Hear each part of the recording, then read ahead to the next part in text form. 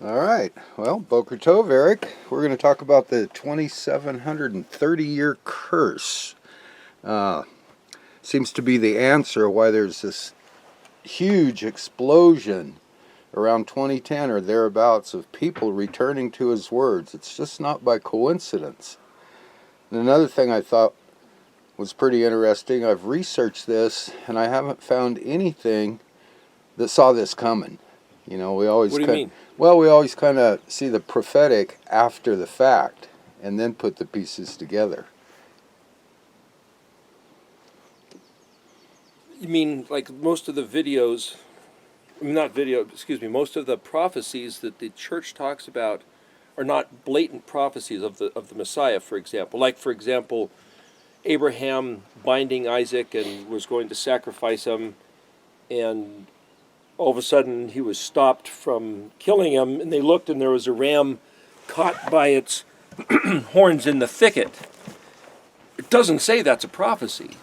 But after Yeshua was crucified and they put the crown of thorns on his head, when Pilate did that, then you can look back and say, oh, look, just like the ram caught by the thicket around its horns, that's a prophetic picture. So there's a difference between a clear prophecy and a prophetic picture.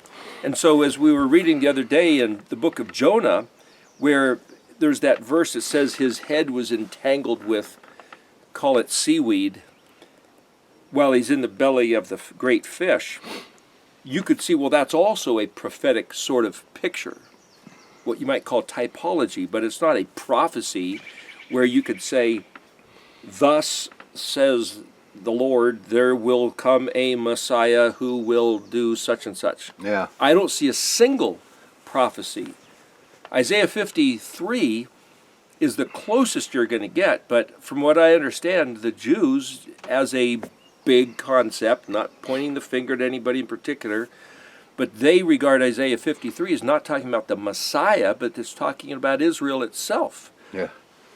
So what I'm saying is that if there was a clear prophecy saying a Messiah will come and he will do this and that, and he will be recognized by this and that, it's just not there. Now, just for what it's worth, let me say this.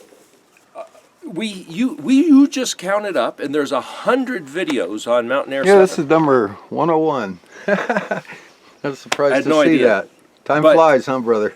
Well, the thing is, the people make replies on videos, and I have tried to look at, especially the most recent ones, but I didn't even know there was that many, and I'm so busy I hardly ever sit and look at people's replies to reply to them, which I try to do, and I really do appreciate people's comments. Yeah. And I try to respond, but I had no idea there were so many. And Well, just plus, in this last month, I think we knocked out about 25. well, plus there's the whole Erectology class from 2011, and my Yeah. wife, I'm just making a statement to people who write in who never hear from me. There's the email, there's message, there's messenger, there's all these different videos, and there's people that make comments from the website. And my wife is surprised to find sometimes that there's a whole track of comments that she didn't even know existed. And sometimes there's like 3 years ago, 5 years ago, and it's like, oh gosh, it looks like we don't pay any attention. And people are welcome to email me, paleosfr at gmail, paleo, PALEOSFR at gmail.com. You can email me if you want. In fact, even on the chart, I put my home phone number, and some people have called about that. But I'm not even home that much. And I'm just saying, I try to respond, and please don't take offense if you don't get a response. Just try again. We're so busy and overwhelmed by losing track of where the comments are coming from. But somebody called in the other day. There was 2 comments I was just going to address. All of a sudden, my mind jumped off track of what they were asking about. Oh, they were asking about who is Yeshua compared to Yahweh. That was one of the questions. And where is Yeshua discussed or revealed in, you might say, the Messianic Tanakh? Well, there's no Messianic Tanakh, it's just the Tanakh. In other words, in English Bibles, and I'm not sure how many people know this, so I'm just saying this for the sake of reference. In English translations, there's probably hundreds of translations now, where you take the English words and you say, well, I mentioned this about the Hebrew yesterday, they do the verb and then the noun. So declares Yahweh. But in English we might say, the Lord said, so we transpose the verb and the noun. And then I find many times in different translations, they'll take the first half of a verse and stick it at the end. And you won't know that unless you're actually looking at the Hebrew. And when I bumped into that when I first started to try to figure out what do these words mean. And I never went to Hebrew school. I never went and took classes. So I've tried to figure this stuff out on my own. So I know you can do it. If I could do it, you could do it. But I'm sitting here saying, well, how do you compare these words? And if you get an interlinear, it has the Strong's number right above every Hebrew word. And you'll realize that one reason why there's so many different translations is because the publisher arbitrarily chooses to shuffle the word order around. Whether it's the first half of the sentence plugged in at the end, and even in this Stone's Tanakh, they do the same thing. Because the English syntax, the English frame of mind, lays out a sentence in a certain way, and it's not according to the word order in Hebrew. Anyway, just so you know, there's that. Now, when the person says the Hebrew scriptures, or the Messianic script, there is no Messianic scripture, meaning the Hebrew is always the same. Now, Nehemiah Gordon told me that the Aleppo Codex is the best, meaning there's less discrepancies. It's like, well, what does that mean? I thought that all the Hebrew was the same. Well, apparently there was 6 places where maybe the vav that had been the suffix of one word ended up being shifted and was the prefix of the next word instead of the suffix. And the letter vav as a prefix or a suffix is almost like a throwaway, meaning it doesn't change the meaning of anything. The vav is a suffix. I've seen it translated meaning his, its, yours, or theirs. It could be any of the 4. Well, how do you know which one it is? By traditional translation. And the vav as a prefix can mean and, but, then, there, when. I mean, there's other words that are used that can be specifically translated, like kaf yod, ki, can mean if, for, therefore, thus, when, while, if. I mean, it's like, how do you know which one it is? The only way to do this translation and understand what he's really saying is to understand that there's an essence, a feeling to the word, and sometimes it might take a sentence to figure out what one two-letter word means. And, for example, the word kaf yod, ki, can mean if this, then that, but it might mean when this happens. Well, that's kind of the same thing as if. It might mean thus or because. Well, that's the same kind of connector. But the way I see the word ki, kaf yod, kaf is a prefix. Well, kaf is a letter, is an open hand, or it might even be cupped. But if you think of the prefix, but it also means like. The prefix letter kaf means like or as. And then the yod, which is this hand shaped like this, so the word ki is the 2 hands. This and this. Of course, it'd be, if you're reading it that way, this is kaf yod. Well, yod is a suffix, means my. So you could say, well, you could read that as a prefix and a suffix means like me. But what does that got to do with if, for, because, therefore? But if you hold up your hand and, put your hand on the, like they used to do in court, put your hand on the Bible, hold your hand and swear that absolutely I'm telling you the truth. So I picture when it says, so declares Yahweh, it might say, ki yamer Yahuwah, in which case it's just simply translated thus, and that's almost like this throwaway word. And it's like, well, wait a minute, if you say that Yahweh himself is holding up his hand, and we might say, well, is he just swearing? It's like nowadays we have the technology, iris scan. They check out your eyeball, or you put your hand, you see on some movies, Star Trek or something, you put your hand down and it reads your fingerprints and scans your bioenergy. which allows you access through a certain door. And it's like, well, what if we just put our minds around that, and where Yahweh is saying, like me, or this is my identity, and he makes a declaration.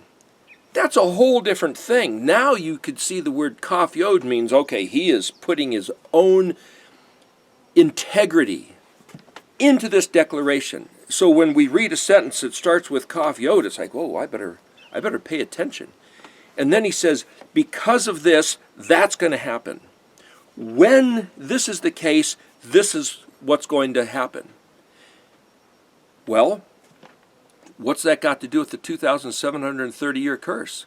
Because if we read this scripture as being ancient history, remember when Star Wars opened up, those words on the screen, far, far away in a galaxy, long, long time ago, and it's just some mythical land of some never land. But when we read these words, it's like, no, this is right now. This is us. This is what this is talking about. Suddenly, this entire Old Testament becomes not some ancient people long ago on the other side of the world. This is us today that it's talking about. Us today specifically, even since 2010, which is what we're talking about here. It's interesting, it's not some Azusa Street revival that spreads from there. This is worldwide occurrence that occurred pretty much simultaneously within a matter of a few years. People returning to the fullness of his words. Not by coincidence. Well, there's one time I went to somebody's shop, and I saw he had a photograph on the wall, which was it was called the Million Christian Man Gathering. It was in 1997 at Washington, D.C. They gathered at the mall there at the reflecting pond, and it was an aerial photograph, and the guy was there. And I said, wow, has anything ever happened since then? It's like, what did they do? So 1 million American Christian men converged on Washington, D.C., and they had speakers, and people were basically repenting for the sins of their ancestors. The slavery issue, the stealing of land and lies with the American Indians, and on and on and on. Basically trying to bring everything up to date and saying, look at, we've all done wrong, we've all been wrong, let's just forgive and forget and take it from present tense and move forward. Can we do that? It's like, yeah, sure, as soon as you give us back our land. We took, the whole southwest of the United States, Arizona, New Mexico, and California. We took it from Mexico. It's like, hey, we stole it fair and square. We just sent the Marines down to Mexico City and the halls of Montezuma, and it's like, oh, come on. If we readdress history, the whole thing's pretty messed up. But what if we could just proceed from today? It's like, yeah, that's easy to say when you're sitting on the pot of gold, as it were, and you've got the land, and it's like, okay, we're not even going to run down that train of thought. But where do we take it from present tense? Is it possible to forgive everybody for what our ancestors did, and where do we pick up from now? Is it possible to do that? That's what they were trying to do in 1997. And I asked the guy, has anything come of that? And he says, not that I know of. And it's like, well, okay. So you look at 2010. Now, I had heard that when the Assyrians came in and invaded Samaria, northern Israel, it was accomplished in 721 BC. But they had, this is what somebody told me, and whether or not the facts are true, I don't know, but that it was a 13-year siege, a 13-year effort. Now, Jonathan Cahn came out with a book called the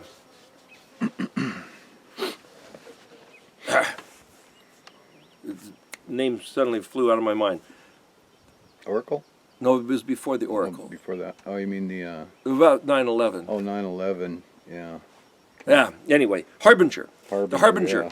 And he quotes from a place in Isaiah where he said, hey, wait a minute, that's the exact event that our politicians in America were quoting from. They quoted right out of that scripture. Bricks have fallen, but we will rebuild with stone. Sycamores have fallen, we will rebuild, we replant with cedar, which is exactly what happened on 9/11. That building blew out, it was made out of bricks, and another building, there was a sycamore tree that was right in front of the place where they had, I think they signed the Constitution. Anyway, Pretty compelling. It was very compelling, and Jonathan Cahn, wow, did he discover that himself? I mean, that's a great perspective. Whether or not it's 100% true, it made a great story, but I mean, it was quoted right out of that scripture. Well, supposedly that was the beginning. In other words, when Assyria first sent it, northern Israel, the kingdom, was a formidable power, military and industrial complex. And Assyria came in, and first an attack here, and then an attack there, and then an attack, and pretty soon they came in with the whole army. And when they came in with the whole army, supposedly it was a 13-year later. Well, we're going to address this in just a moment, where we come up with the 2,730. But what I'm saying is that if there was a 13-year window of the first people to be taken into captivity, then if the last occasion of the people being freed from the captivity after that number of years, there's a 13-year spread. Well, if 2010 is the end of that occasion, the 2,730-year curse, what about 13 years earlier? That's 1997. So what I'm saying is that to say that 2010 is the end of the envelope, there was a 13-year Arev blending buffer zone of saying, well, some people went into captivity and their time would have been up as of 1997. And so some people can actually look back and say, wait a minute, I remember in 1997, a certain awakening started happening. Yeah. But the big awakening was as of 2010. And you mentioned the other day there was something called the Great Awakening. Can you elaborate what that was? I've heard that phrase before. When was that? Wasn't there a Great Awakening right before the Civil War, like in the 1850s? Was that it? Yeah, yeah. Didn't that begin with Tenney? I don't remember. I'm not sure. Now. I'm out of my league on that. I don't know the details. I'm just mentioning because if people hear the phrase the Great Awakening, it was a historical event, and people were thinking it had something to do with this sort of stuff, but this is a different matter. Anyway, so a little story. I mentioned this before in one of my videos, and I've talked about this subject before, but we're isolating it as the subject because in the midst of 100 videos, and there's no index, and half the time the titles of these videos are not even about the subject. You're all over the place. I'm so all over the place, there's no way to find anything. Sorry about that, but so this one we're going to title, 2,730-year curse, so you can find it. But me and a friend were in Israel in 2009 at Pesach, and we were standing there at a place called the Colonnade, kind of like this deck here. And we're looking out over, I believe it's the Kidron Valley, and there's Jerusalem, the walls, and we're just standing there looking at it. And this fellow walked up, and he said, "Hey, can I help you? Can I explain anything?" And so he's an Israeli, and it's like, "Yeah, we're just sitting here looking and appreciate it." And he says, "Well, we got to talking." And he says, "Well, what are you guys doing here?" It's like, "Well, from America, and we're here for the festival, for the Moed." And he says, "Oh, are you Jewish?" It's like, "No." He said, "Well, what are you doing in Jerusalem for the Moed of Pesach if you're not Jewish?" And it's like, "Because in Deuteronomy it tells us to come back to the words of this Torah."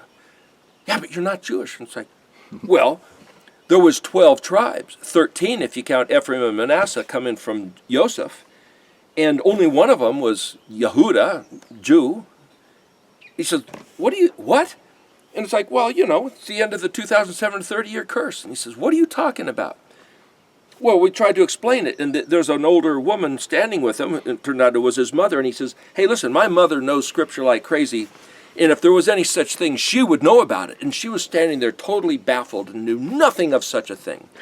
Well, what I'm saying is that even somebody who studies Scripture, this is unrecognized information. Because you can't just open up the Bible and say, here, there is a 2,730-year curse. It's not there. But I first heard about this from a guy named Alan Dodge, a.k.a. Curly. In 2004, he was giving a talk at Sukkot, and I came in after, he was halfway through, almost done with his talk, and it's like, what? I didn't quite hear what it was all about, and it just kind of gnawed at my mind. And a couple years later, I thought, I got to find out what that was. What was he talking about? This is where it comes from. So, many people probably have never heard these words. So I'm going to belabor. The video will be a little bit longer than the 20 minutes we were hoping for, but I'm going to read from Leviticus 26. I'm not going to read the whole thing, but I'll jump around a bit. But Many people have never heard these words. 7 times. So I'm going to start off with the tail end of Leviticus 25. So it says, this is Yahuwah speaking, "For the children of Israel are servants to me." And that word servant is probably Obed. Yep, Obedim, Obedi. Servants to me. When there's a certain thing, I remember hearing a tape many years ago that somebody did. He said there was a certain Bible code. When a word is repeated twice, that's Yahweh speaking. That's the way he speaks. He repeats a word twice, like Shema, Shema, and Shomer, Shomer, and here's Obedim, Obedi. There's a slight difference. There's one letter added, a plural, but that's just a Hebrewism, and he does it a lot. And this guy was saying in this sermon, boy, when you see that word repeated twice, now in English it doesn't appear that way. Sometimes it's written, "You will surely hear," or "when he certainly listens," or "when he really takes heed." But in Hebrew, it's the same exact word written twice. And so here it is, Obedim, Obedi, or Ovadim. So when you see that, it's like, oh, well, if this guy's correct, that guy giving the talk, I better really look close. Because Yahweh is expressing something with his signature, his fingerprint, his iris scan, you might say, is laid on this. His hand, If we're just saying, oh, well, he's talking about them Jews in the wilderness, he's talking to us. And suddenly this book takes on a whole different relevance, relevant also, meaning it's revealing. Because if I read the New Testament, oh yeah, that's Jesus walking around talking to his 12 disciples. What did he talk about? Well, everything he said, because he hadn't died yet, was actually Old Testament. Think about that. If when Yeshua was nailed to the cross, Old Testament became New Testament, that means everything he preached for 3 years was Old Testament doctrine. Because they nailed him to the cross, it was all done away with. And then when he rose from the dead, he talked for a little bit, disappeared. Most New Testament doctrine is what they call Pauline. Let me throw another word out about that. Paul, where did he get his name Paul? Well, that's the Roman, Latin, Anglicized version of Shaul.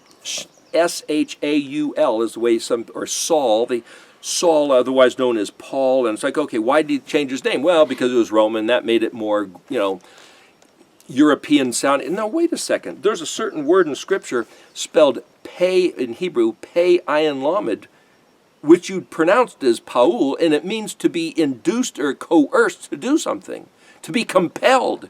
It's like, well, wait a second. Shaul was zealous for keeping a regard of the Torah, and all of a sudden, when he was going after somebody on the road to Damascus, he was hit by this brilliant light out of the sky, knocked him down, his eyes were glazed over, and it changed his life. He was compelled to be a different individual after that experience. Well, that's the word pei ayin lamed. So even he did not turn his back on Hebrew word meanings. The name Paul is a English phonetic of the word pei ayin lamed in Hebrew. So again, we've inherited this distortion. But he was compelled. So too, when I started reading the stuff in Hebrew, I've been compelled to abandon typical Greco-Roman American Christianity and become this obsessive fanatic about the Hebrew words. Pei ayin lamed. Because it says, "For the children of Israel are servants to me. They are my servants whom I have taken out of the land of Egypt. I am Yahweh, your Elohim." And that word Elohikam, Aleph Lamed He Yod Kaf Mem. Kaf Mem is the suffix meaning you, plural. So there's Elohi, that's personal. Elohenu, that's collective, all of us. There's Elohim, that's this great, you might say a majestic plural. Elohekam means you all, you plural. Yal, the southern. Y'all. Y'all, Y-A''L-L. Anyway, what I'm saying is that once you start looking at these words, you'll see that as I'm doing different things that I've written up, I blend them. The reason I'm blending them is not to be confusing, but to make the words familiar. Somebody said, quit using all those Hebrew words. We don't know what you're talking about. They're not familiar to us. Well, yeah, if I quit using them, they'll remain unfamiliar. So I try to blend these things, just so you know. Anyway, so when he says, for the children of Israel are servants to me, it's like, well, that's a different people group many years ago on the other side of the world in a different culture and a different religion. No, he's talking about us. This is us. So now this is like, I am Yahweh your Elohim. He's talking to me today in 2020.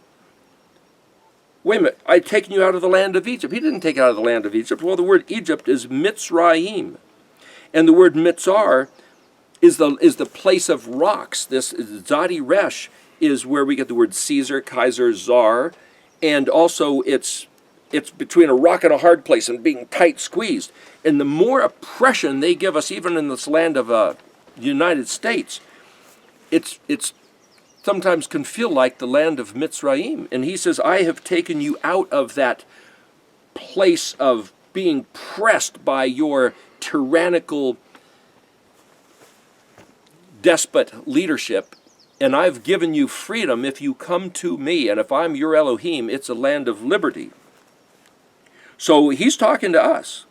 Then, verse 1 of, and again, some English translations have changed the verse order, so I'm not sure what the King James says, but this is Leviticus 26, verse 1. Right out of the gate, soon as he identifies who he is in relationship to us, then Yahuwah says, you shall not make idols for yourselves. Period. Do not make an idol, one you look to for any assistance even, whether it's something that you carve with your hands and then you give a regard to, or even in your mind, in your ideology. Oh, maybe the government will save us. They become an idol. And you shall not erect for yourselves a statue or a pillar. Well, what about the statues in the Catholic Church? Do those count? And in your land you shall not emplace a flooring stone upon which to prostrate yourself. What does that mean? That's not even in our culture. I don't even know what that's referring to. Did somebody used to do that? And why did, the Islamic people lay down a rug so that they can, is that what he's talking? I don't know. What does he mean? Maybe if I looked at it in the Hebrew, I'd find something different. It's an Eben, Mem, Shin, Kaf, Yod, Tav. But anyway, for I am Yahweh your Elohim. Now when he says, because I am Yahweh your Elohim, that's that word Kaf, Yod. Ki, Ani, Yahweh Elohekam. So something about what he just said is contrary to observing him as Yahweh Elohim. In other words, maybe he's saying, if you have a stone that you go to lay down on, oh, that's a holy stone, that's a sacred place. It's like, maybe he's saying don't have sacred places. Maybe he's trying to say, look, have a regard for him with us and in us, wherever we go, that we don't have to go to a certain altar, a certain stone, a certain location like a tree, which they did, a certain high place, a certain temple. I don't know. The next thing he says, my Sabbaths you shall observe, and my sanctuary you shall revere. I am Yahuwah. Well, the sanctuary, but yet the word sanctuary is mikdash, mem, kuf, dalet, shin, yod. Well, the letter mem can mean location. Like, oh, he's talking about his holy temple. Not necessarily. Because the letter mem means to turn a concept, an intangible, into a tangible.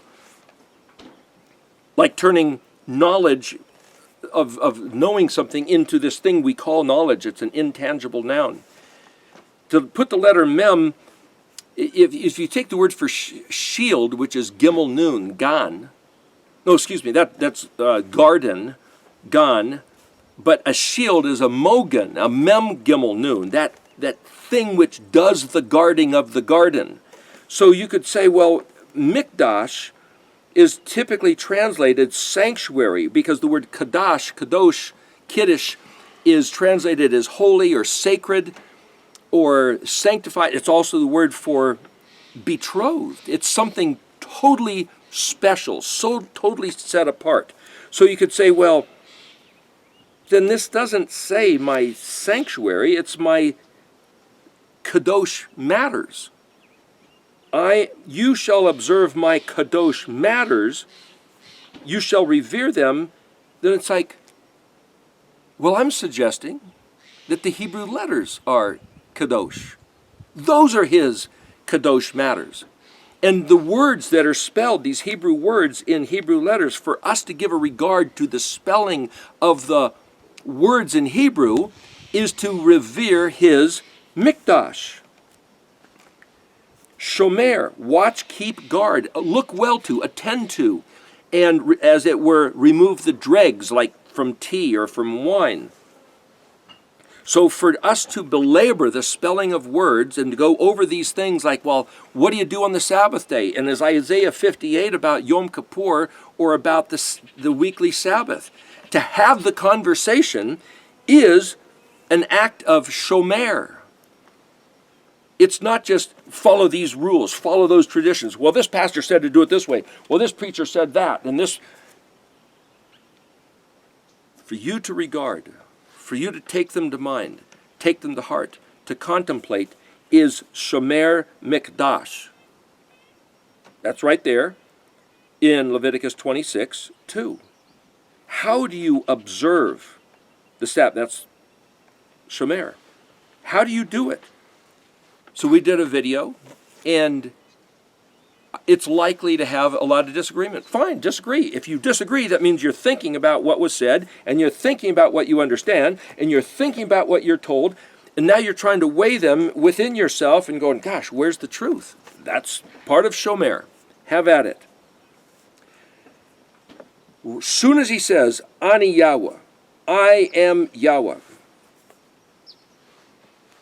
he also, the word right before that says Tav Yod Resh Aleph Vav, which is the word observe, but it also means to yirah is fear and honor, but Resh Aleph Hey in the dictionary you'll see it means to see, S-E-E, with your eyeballs.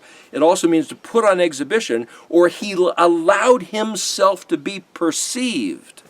So he is saying here, if we regard the kadoshness of his Shabbat, he will allow himself to be perceived and comprehended like on exhibition. Like you go to a museum and you'll see that some curator has went to a lot of effort to put everything on display in such a way that you go, oh, I get it, I see. This is the way it all fits together. In fact, that's the word ayin resh kaf, which is Eric, which is why this study is called Erictology. It's taking the words that are spelled by letters, which are actually pictographs that Yahuwah wrote with his own finger, which are self-revelation of his identity and intent, like his hand raised and said, I swear this is just like me. This is who I am, and this is what I'm about, and this is what I'm going to do and how I'm going to do it. That's what every letter is saying. And so when somebody says, well, what's the difference between Yeshua and Yahweh? I suggest, or the hypothesize here, postulate that every letter describes the Mashiach of Israel, which is the Mashiach of Yahuwah, which is the Aleph put into bet form, manifest, materialized, cosmos, corporeal matter.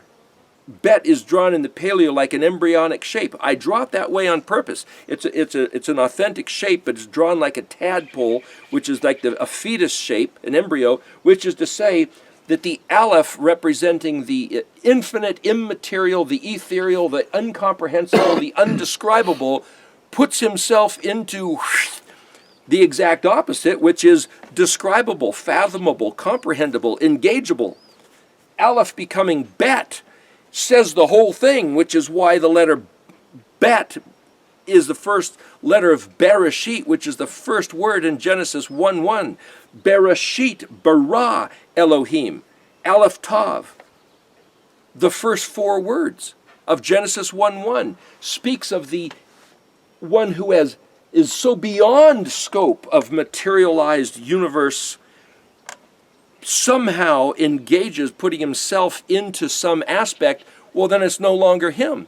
If the him of the infinite creator is incomprehensible, unfathomable, uncontainable, and suddenly he puts himself using English words, whatever that means, into a form which is comprehensible, containable, that's now the bet form of what was Aleph. Well, is it still him? That then goes into the riddle of John 1:1. He creates the word, and the word is with him. Well, that's the letter bet. Bet means in, with, among, through, on, against. It's this prepositional letter when it's used as a suffix. But it's also is him. Well, to be is Aleph. To be with is bet. So even in John 1:1, if you know Hebrew, what he's saying, this word is with Elohim and it is Elohim. He could have said it the other. He could have said it is Elohim and it's with. Well, that's Aleph and bet. But to say that it's with and that it is, that's bet Aleph. Well, the word bet Aleph means to come, to arrive, to import. I-M-P-O-R-T. Import, to enter. Somehow he used this word as a vehicle of transposing the immaterial to the material, the infinite to the finite. And he did it through this word becoming a human being. So I wrote up this thing called Meta, M-E-T-A. It's a 70 pages or something. It's an article I just wrote a couple months ago, which is available. I believe it's on the website, which I'm trying to describe each letter and the phase, the phasing, the blending of one letter to the next letter of this concept describing this, for what it's worth. Not to go on to that, but I'm getting back onto here. But what I'm saying is that when he says that he is Yahweh and that it says, my Sabbaths you shall observe and make my sanctuary shall you revere. Oh, he's talking about the temple in Jerusalem. It didn't even exist. He's not talking about the temple in Jerusalem. Is he talking about the tabernacle, the tabanit? Well, the Mishkan, according to the pattern in the wilderness? Well, that thing he unplugged at Shiloh. So what's he talking about here? He's talking about his kadosh things. As we try to understand how these letters work, how they fit together, how they spell words, how they reveal him, how they describe him, as you are contemplating these matters, which is why we're making 100 videos, is to facilitate. It's like hop on the bus, and as you're on the bus, you're just standing there, sitting there, but it's taking you somewhere. So just contemplating, let your thoughts run while we're doing the talking. You're contemplating, you're making kadosh, you're revering, you're yirah, the kadosh matters. And so I disagree with the way this is translated into English. But the doing of this then sets up the next verse. If, here's that word if, but this is not the word kaf yod, it's aleph mem. So aleph mem also means mother. Mother? Mother, you follow my decrees and observe my commandments and perform them, then, okay, so there's that word then. That's just the letter Vav, I believe, here. No, first word, there isn't even, so they've plugged in the, they're using the letter Vav. It could be kaf yod, meaning then. What I'm saying is that the word Aleph Mem is mother, metropolis, nation, but it means on the condition. So what he's saying is, depending on how we do this, it sets up, or it, like what a mother does, which is to, you might say, incubate or gestate an embryo in her womb, it will then cause the development of something happening.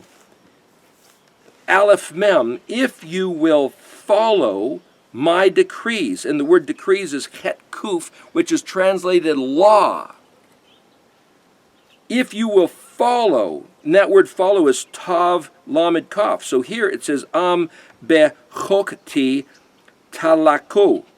Well, that means if my laws you walk in. But it's translated if you follow my decrees. So is it follow or is it walking? If you conduct the course of your life behavior as you are walking along the way, your halakha on the derek, my chok, my laws. It's also constitution. It also, this word het kuf means to imitate, which is to copy. Yeshua said, follow me, just like him, walk just like he did. If he holds up his hand, you hold up your hand, and I swear I will do this. And, of course, we stumble and bumble and go astray, and he says, walk on this straight path. I'm saying, as we read these words, word for word, letter by letter, it sets up this whole different mental comprehension that we then pull into our hearts. So this word chok, chet, kuf, chet is a fence, and kuf is this mushroom shape of rising up and like billowing out. So I picture this, chet is like the walls, and kuf is that this dome over the top. Well, that's like a treasure box. And what's in that letters, chet and kuf, is all the festivals, all the Moedim. So I take this as saying, if we engage the Moedim, this is Yahweh's treasure box. This is his pasture, and over which is this dome of protection, like the cloud that followed them in the wilderness. So I could just look at the word for law, constitution, inscription, imitate these decrees, and say, well, that's Yahweh's treasure box. And if we do that, we get what he has in the treasure box. And if we don't, we're out. Because I could also see the chet as his pasture land. Walk in these ways. And if you observe, that's the word shamar, my mitzvot, that's the word commandment here. And again, that's also translated as statutes in other places. Mem zadi vav tav. Well, that's the same word for matzah, what you're supposed to eat for the week of unleavened bread. And it also, mem zadi hey, this is the plural of matzot. Mem zadi hey means find out how to do something. But the word zadi vav tav literally is the word for zion, zadi yod vav nun, or zadi vav is when the admiral gives a command, the ships in his fleet do what he said.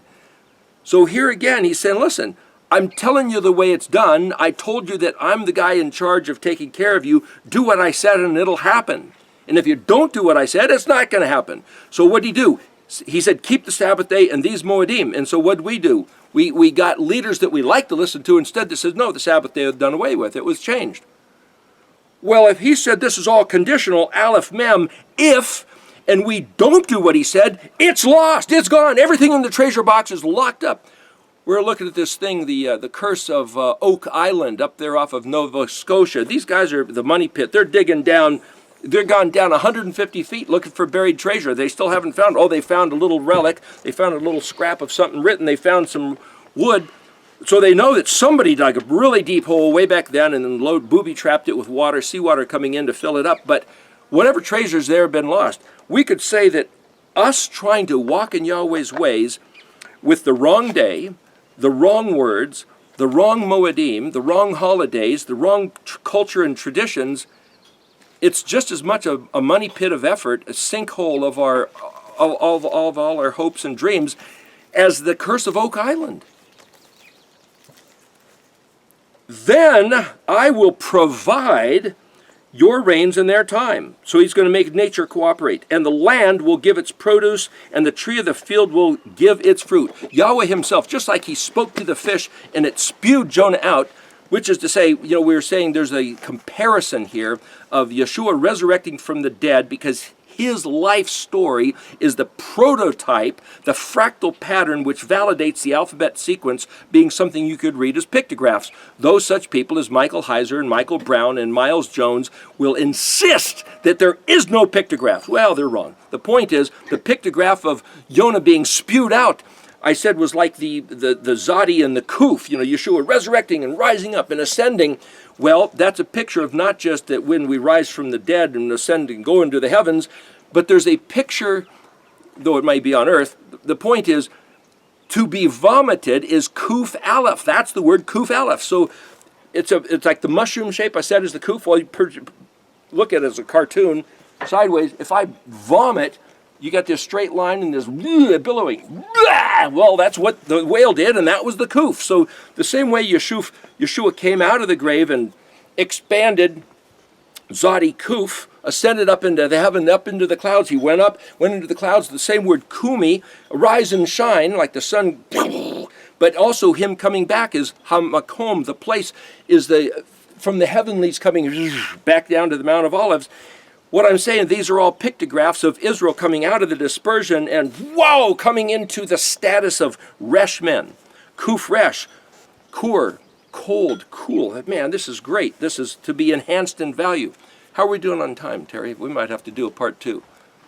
Well, you could speed it up a little bit. I can't read it. I got too much glare here. Well, we got to know so we don't run out. If we run out, we'll do another one. Anyway, my point is this. Your threshing will last until the vintage, and the vintage will last until the sowing wheel. You will eat your bread to satiety. That's to be satisfied and say to be satiated. That's the number 7, just so you know. And it's the same word as to swear a vow. So the vow is, when we do what Yahweh says, then he will do what he says. And we will be satisfied because the vow will be fulfilled. Yahweh, I swear he will do what he said. You see these Hebrew words all play together, almost like this poetic weaving, like a tapestry. And you will dwell securely in your land. Now that's the promise. This is Yahweh speaking. The first 13 verses are the setup of the curse. This is why I'm reading this. Because he says, if you follow my decrees, and on the condition that you do, this is the promise. This is the blessing. This is what it looks like. And this is what we have missed out on for 2,730 years. And this is what's in front of us. I will provide peace in the land. There's not going to be any Hamas and Hezbollah. Hamas literally is a Hebrew word that means violence. And I mentioned this once before. A friend of mine saw the Palestinian charter of somewhere in the 1960s. I tried to find it on the internet, couldn't find it, but he showed it to me. I read it. They said, this is what was the Palestinians are saying amongst themselves that we don't know anything about. In their charter, they said, we know that the Jews, the Israelites, are the people that were promised this land, but we know that they do deviously and treacherously, and they don't walk in the ways of the Emet, Chesed, Mishpat, and Zadokah of the covenant, and because they don't, we have a right to rip them off, kill them, and steal their stuff, because even their own Elohim has his back to them, turned to them, and they're under the curse.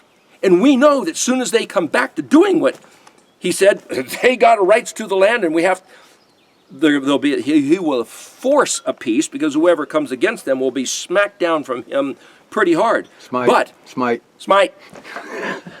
But let's take advantage while we can and take everything we can and hassle them as much as we can, because they know their time is short, just like the devil knows his time is short and goes about doing whatever he can. It's very interesting that other people know this stuff, and we who are the children of Elohim have no clue what's going on.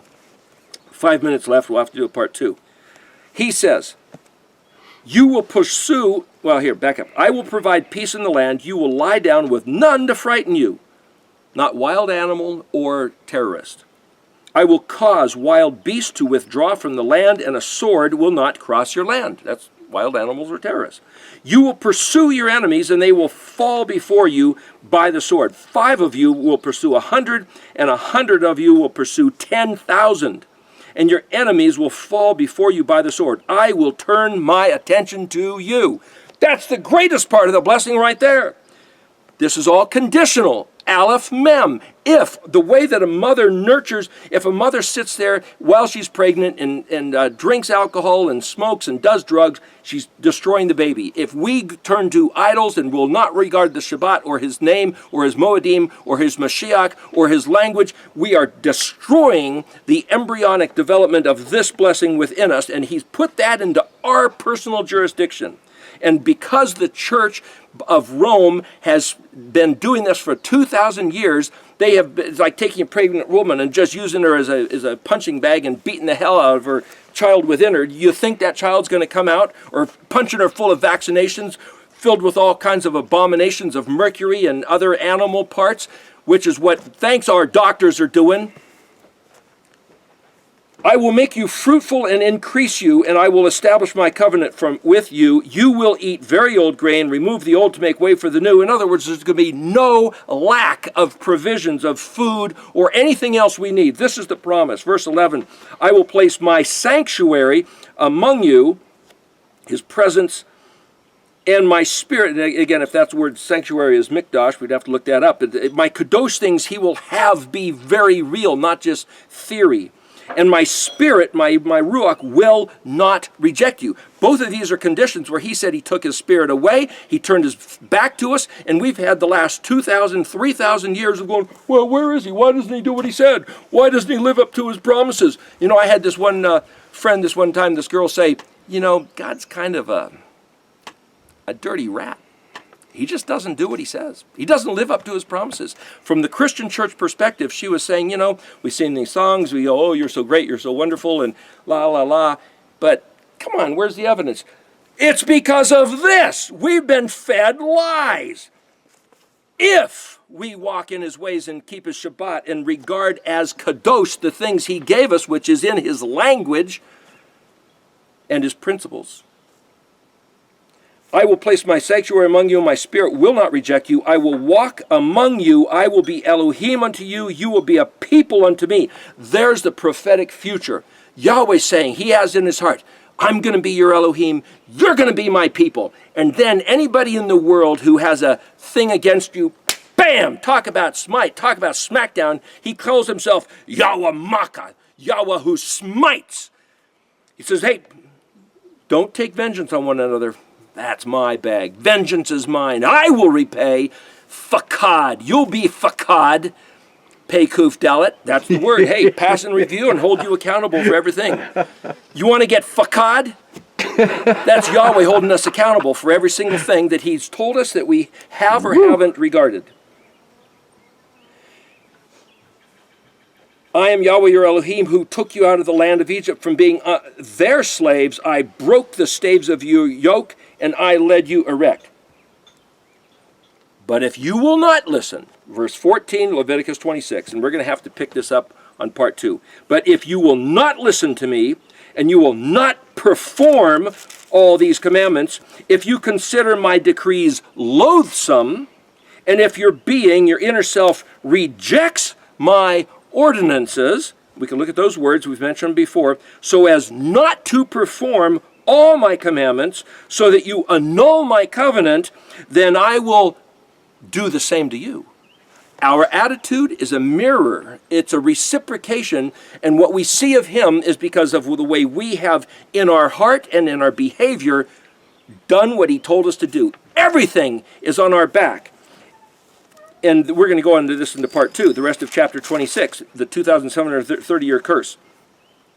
It's because of this, verse 14, chapter 26, where he says, listen, I gave you things to do, and if you do them, Aleph Mem, on the condition from within your being, your mind and your heart, with the condition of your attitude about doing what I said, not only your attitude, but also how you believe, and also how you speak, and also your affinity,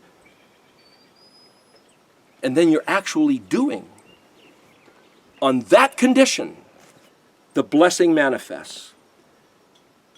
And if you are opposed, the curse will manifest. And when you see how bad it gets, it's in Deuteronomy 28 also. It's what has set up the last 2,000 years of world history. 3,000 actually, if you go back to the beginning of the curse. But the remedy is to turn our hearts back to doing exactly what he said. It's like somebody saying, that's going back under the law. No, he gave us the key. Put the key in the door and the door will open. And the key is right here. Kaf Yod, like me, do my ways. Revere the Sabbath day because I created the world in 6 days and rested on the 7th. These are my Moedim. Take these holidays. Learn my language. Call on my name. Yahweh! Yahweh! Hallelujah. All right, brother. Part 2 in a Stay tuned moment. to part 2. You made a good point there about if you consider my commandments loathsome. That's exactly what's been done. It's bondage. It's under the law. It's keeping it is an actual curse, they say. What a mockery. All right, brother, let's get to work. Hottest day of the year so far Gosh, is we got to coming do up. part 2 here real quick.